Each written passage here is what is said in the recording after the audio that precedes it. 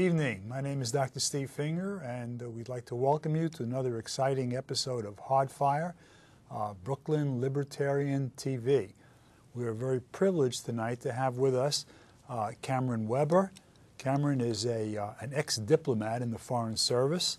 He's presently a doctorate student in economics at the New School for Social Research, teaches economics, and is the renowned author of Economics for Everyone, which was, I think, on the bestseller list of Barnes Noble last week, wasn't it? I think so. Okay. Anyway. Top 500,000. Cameron is going to be speaking to us tonight about the Depression, the first Depression, that is, the Great Depression, and the similarities and dissimilarities to the situation today and what we can do and what we should be thinking about. Welcome, Cameron. Thank you, Steve. Nice to see you again. Well, we'll just start right in.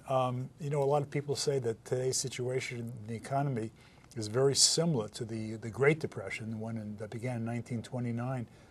Do you agree with that? Do you think it's the same? Do you think it's different? Okay, so yes, it's the same and different. What makes it the same is that they were both caused by the Federal Reserve Bank.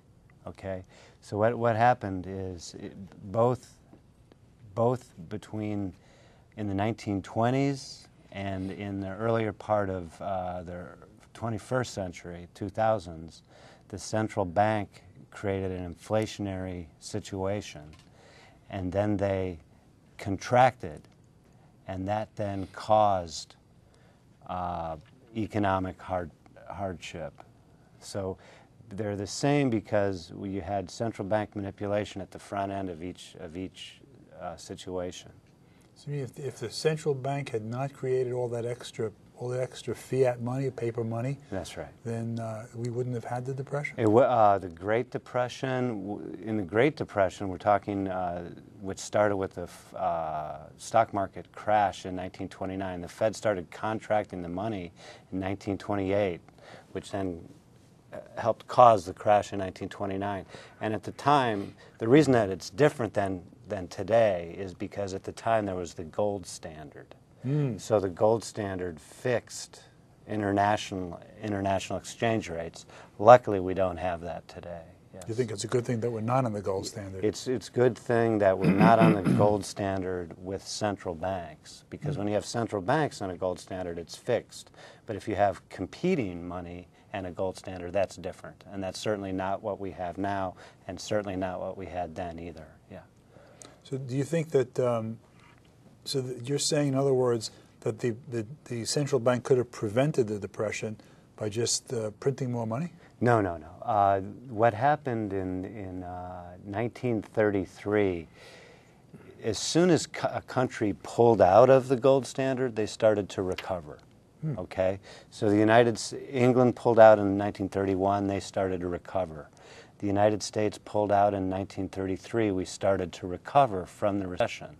Okay, but then only government policy then in the United States, the rest of the world started recovering in 1933.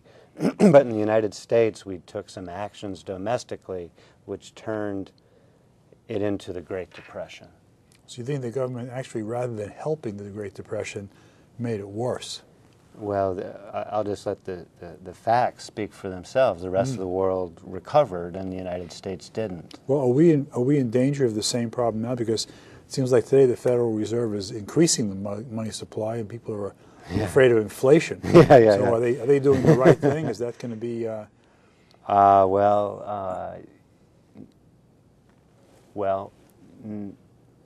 They are doing.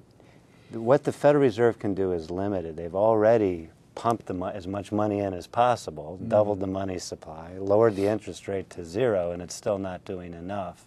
And so now the reason that it's similar now, like it was during the Great Depression, is because you're getting bailouts.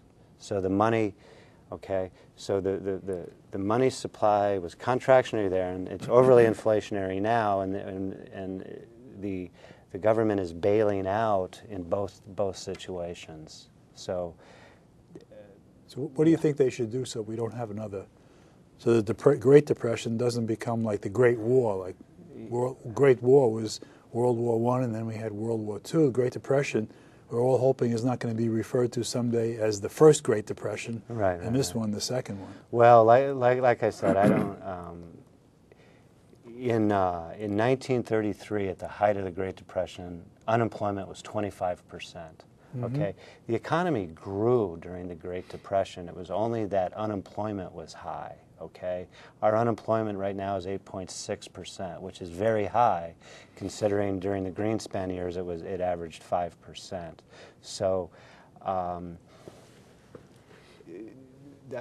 because the economy is much more internationalized now, and because there is no fixed gold standard, I have a feeling that it won't be anything like the Great Depression because because we're much more resilient now, and President Roosevelt raised taxes to 90% by the end of the Great Depression. I mean, I think we've learned now not to raise taxes that much during a depressionary period, even though President Obama is starting to raise taxes, but it won't be anywhere near as bad as Roosevelt. Do you think we're going to pull through this without another depression? Yeah, right. Well, a depression is defined as a year or more of increasing unemployment and decreasing income. So we might already be in a depression. It's just a question of how you define it. But a Great Depression, no, I don't think so. I mean, but only a fool tries to predict the future. Right. So. Easier to predict the past. That's right. So what I can say is that just like during the Great Depression, when the Reconstruction Finance Corps bailed out inefficient businesses, we're doing the same thing now. You don't think that was helpful? No, it's not helpful. Businesses that aren't competitive and efficient should be allowed to go bankrupt. Same thing with banks. So in order to cleanse out the system and to start afresh, I mean, business cycles are good because bubbles give you economic growth and efficiency, and then you get this irrational exuberance, people investing in new technologies. It's great for the economy, it creates progress, and then on the downward cycle, it cleanses out. And so what happens when you bail out on the downward cycle, you don't cleanse out the system. Right. Yeah. And so that is what's happening now with this stimulus package and modernization and green technologies. It's the government picking instead of letting the private sector cleanse itself out and create new So it sounds like you're saying that the government actually made it last longer than it had to do. Yeah. There was a couple during the time of the Great Depression. Both President Hoover and President Roosevelt subscribed to this thing called the high wage doctrine, which meant the idea was to keep wages high. So in 1930, President Hoover, despite everyone thinks that he was a laissez-faire person and a do-nothing president, in fact, in 1930, one day he'd meet with the railroad leaders, the next day he'd meet with the utility leaders, the next day he'd meet with the manufacturers, and he'd say, okay, I want you to keep wages high. And so he actually worked with industry to keep wages high. At the same time, you had this contractionary monetary policy. So that means that wages were high, prices were going down, so unemployment increased. That's what happened. And Hoover did that in a voluntary way. He got them to agree. But under Roosevelt, he actually did legislation which allowed the cartelization, keeping wages high, reducing output, keeping prices high, as long as the companies accepted unions. And so that's called getting monopoly rents, right? It's when the government allows monopoly to happen through setting high prices. And then the idea under the National Industrial Recovery Act, as long as those companies shared the high profits with the unions. So it was that also created unemployment. Yes. But it sounds like Hoover was thought to be a a do-nothing president, but you're saying that he actually was really not, that he was pretty much of an activist president. Very, very much an activist. But activist in the wrong way. Activist in the unintended consequences of government action. He thought that keeping wages high would then keep the economy growing, but in fact it created unemployment. Yeah, and he was known as the great engineer. And at the time, the idea was that under this American pragmatist philosophy, that and institutional economics was that the engineers created wealth, and the businessmen didn't create wealth. It was the engineers who knew how the resources in society should be used. So Hoover was an engineer, and he initially tried this big public works project, which didn't work in 1930. Yeah. Well, why didn't it work? You would think that if you had more people getting jobs through more government programs, what was the problem with it? Well, what happened was they started in 1921. There was a recession between 1920 and 1921, and they got together and decided what to do about it. And the idea was, at the time, the state governments and the local governments were 90% of government spending, and the federal government was only 10% of public works spending.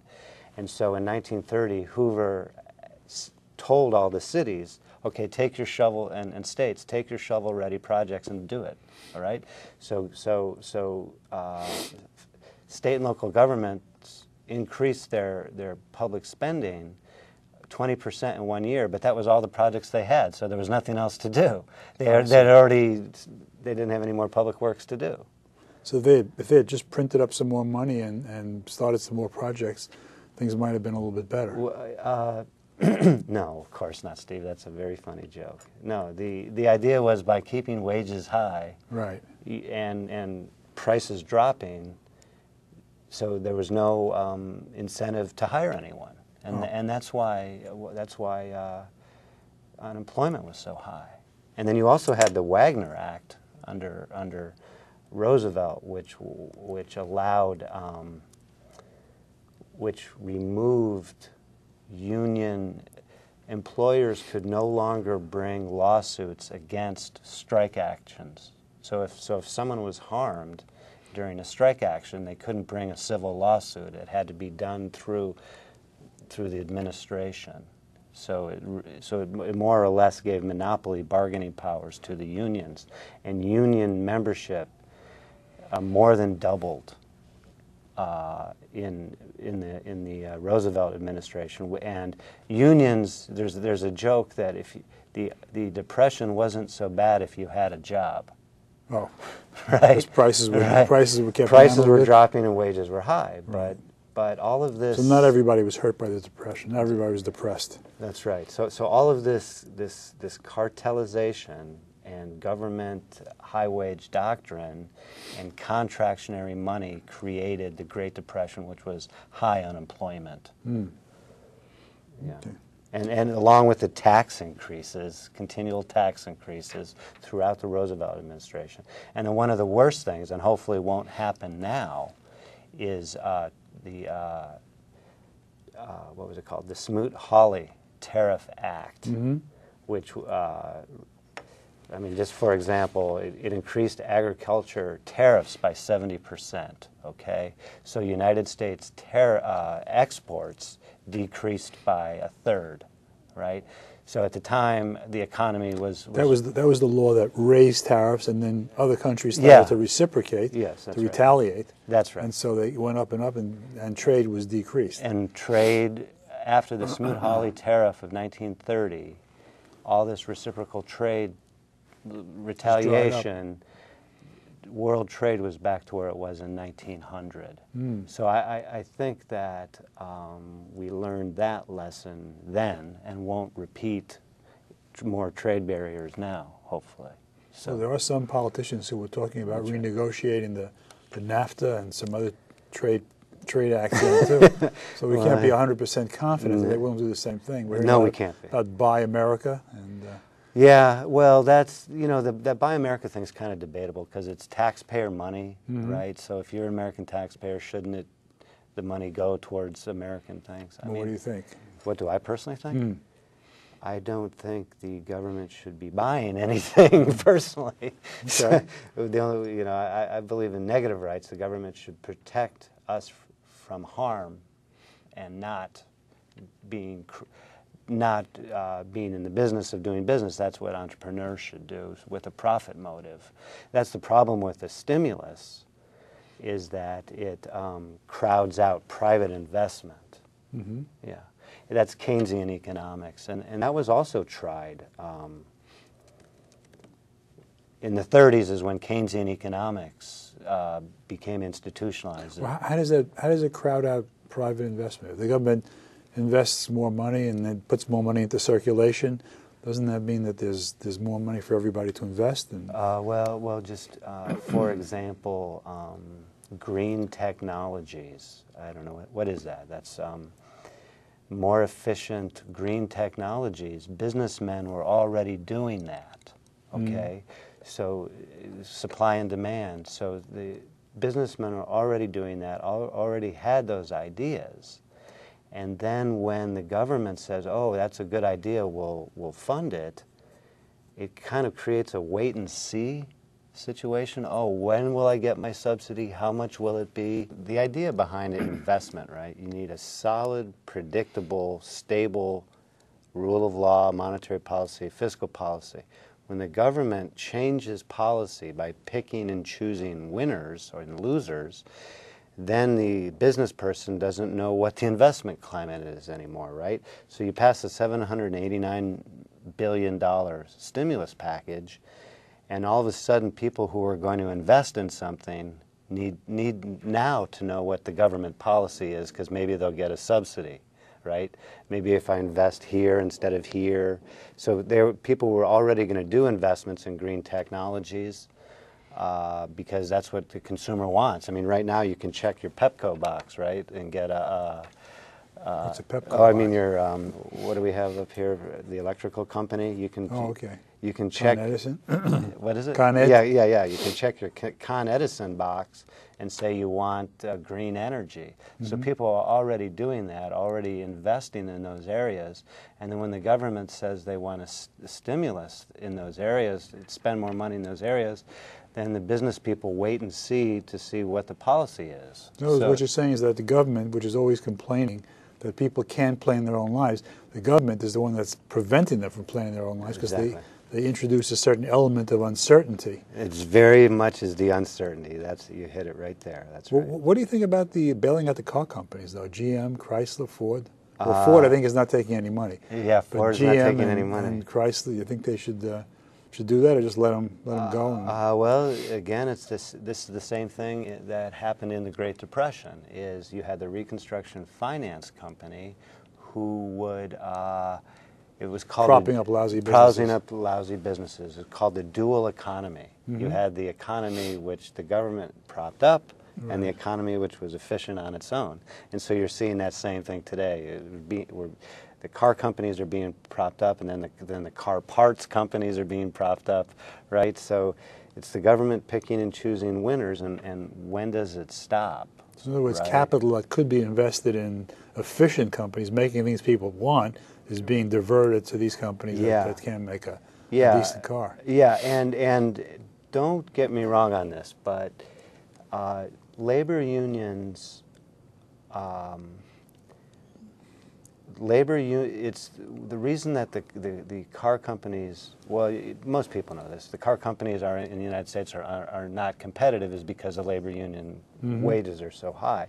And that was a vestige of the Great Depression, when the Wagner Act, which then gave monopoly bargaining rights and removed it from the civil court system to the administrative court system, the National Labor Relations Board. But interestingly, foreign companies that make cars in this country, like Honda and Toyota, are not doing that badly. They're non-unionized, so it isn't just... Yeah, plus they also get subsidies to locate their plants where they're located. Oh, is that? Too. Yeah, it's state a little subsidies. secret part. Listen, speaking about the Depression, we had a bank panic, and Roosevelt declared a bank holiday, and he closed all the banks. Right. So to give credit where credit is due, or blame where it belongs, did Roosevelt's closing the banks, did that help the panic at all? Did it waylay the panic at all? Yeah. Okay. Again, you're asking my opinion, so I'll tell you my opinion on it. And that is, okay, we have nothing to fear but fear itself. Half the banks were solvent. In other words, not all the banks were insolvent. There was no need to close all the banks, right? So by closing all the banks, even those that were still in business and liquid, created more fear, right? So, and then by the time the banks were reopened, some of the banks that were good banks went bankrupt because were forcibly closed. You mean because people were lining up and taking their money No, out? because President Roosevelt closed the banks, so they weren't able to conduct business, right? Well, then when they reopened, then they didn't. They weren't able to make money during the time that they were closed. Oh, they were closed for a long period of time? They just said, I don't want to deal with it anymore, and didn't reopen. So what about the WPA, the Works Progress Administration? Yeah. Did they provided jobs for a lot of people? Was that a good thing that they had done that? Okay, so right, so you had a high unemployment created by the Wagner Act and the National Industrial Recovery Act. Unemployment didn't go away, okay? So Congress had this emergency relief money, right, to where the federal government became the employer of the last resort, okay? So, and President Roosevelt initially said Hoover wants to centralize everything in Washington. So President Roosevelt ran against Hoover by saying, no, we don't want to centralize everything in Washington. Yet 2 or 3 years later, he then said, okay, we'll put those who can't find jobs, we'll give them jobs. And the main thing was that Works Progress Administration. And the Works Progress Administration built about 500,000 miles of roads and tens of thousands of miles of sewer systems. Well, was that a good thing, or was that? Well, you would ask, if they were really needed, why didn't the city and states build them in the first place, right? Because the city and the states were building at that time 90% of all public works. It was only during the Roosevelt administration did the federal government spend more than the city and states. So that was a big change in American federalism. But the point about the Works Progress Administration is that it created at least in my opinion, it created this mentality that the government would serve as an employer, okay? So that, again, reduced the incentive for private people to seek private work, right? Was there private work? I mean, the unemployment rate was 25% during the Depression. Was there work for these people? Sounds like not too much. Again, it's this high wage doctrine and this rapid unionization and the deflationary policy. So the government did step in and do this Works Progress Administration that eventually 25% of all American families received income from, right? So, did President Roosevelt do the right thing by having the government be the employer of last resort? Maybe, right? But then, so it's kind of this irony, right? That the high wage doctrine and the monopolized unions created the unemployment through government policy, so the government had to step in and hire those that weren't able to be. So the government created the problem and then was forced to try to solve the problem, but not as well as it would have been solved if they didn't create the problem in the first place. Very much so. I think so. Well, what should the government have done during the Depression? I think you've pretty much gone over the answers, but what should they have done during the Depression? What should they do now? You should let companies that aren't efficient fail, bankruptcy. Same thing with banks. Banks that mismanage their funds should be bankrupt. Why? Why is that? Well, because that's how business works. If without bankruptcy, it's like good But you don't want money's- to punish them for the sake of punishing them. Good money is sucked in to bad investments. If no one wants to buy what someone's producing, there's no reason to keep it alive. That's how investment is made. It goes from bad assets to good assets. That's how progress is made. That's how we're able to, the standard of living in the world increased by 10 times in the 20th century because of this system. Creative destruction? Creative destruction, yeah. So there is no destruction now. There is no reinvestment. Bankruptcy is a key part of, I don't want to call it capitalism, but we'll call it capitalism, which is just the ability to take money, invest it in productive, efficient resources that people want to buy, right? So without that circulation of reinvestment through bankruptcy, you don't have In other words, progress. you're just saying that people misunderstand the concept of bankruptcy. They think of bankruptcy as destruction, but you're saying bankruptcy is actually It's healthy. a transfer process. Yeah, very Bankruptcy much actually so. takes the capital from companies that are not doing well and transfers them to companies that are Right. doing well. So it's Right. not it's not a negative. It's actually a positive. It's very positive. 50% of Americans own stock, right? And the only way the stock market increases if the long-term growth is expected to increase. By keeping companies who are bankrupt, by bailing them out and not allowing them to go bankrupt, the stock market doesn't go up. Okay, well, Cameron, it's been a very enlightening half hour. We really appreciate you taking the time out of your You're busy welcome. schedule to come and speak to us. I hope our listeners have learned something about the Depression and won't be as depressed after this. And hopefully the whole country will not follow in the footsteps of the last Depression. Thank you for tuning in to another exciting episode of Brooklyn's Libertarian Hardfire TV. Thank you.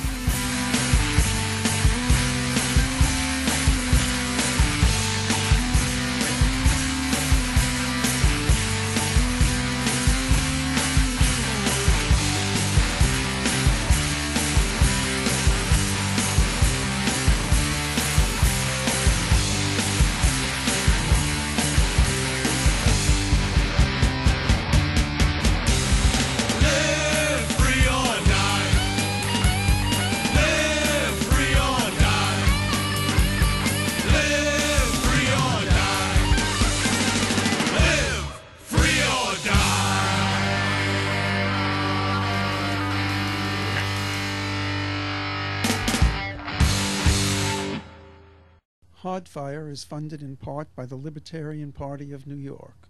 www.ny.lp.org